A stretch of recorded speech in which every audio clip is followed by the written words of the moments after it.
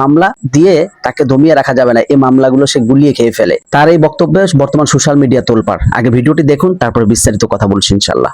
এটা আমাদের বুক বড় করা লাগবে ভাই। এত বেশি শত্রুতা বাংলাদেশে কোন এমপির বিরুদ্ধে কেউ করে নাই।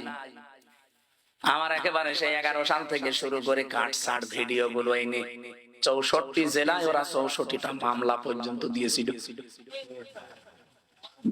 কে দিয়ে? আমি একটা উদাহরণ দিতে গিয়ে 8 জনের নাম বলেছিলাম, তার ভেতরে আরাফাত রহমান, ওনার নামটাও ছিল। ওনার নামের শেষে যে শব্দ আছে, ওই শব্দটাকে আমি বলেছিলাম এটা যদি কয়কার না দিয়ে কেউ কয়হস্যু দেয় তাহলে পাল্টিয়ে যায় নামটা। এরকম আরো 8টা নাম বলেছিলাম, সেগুলো বলে নাই।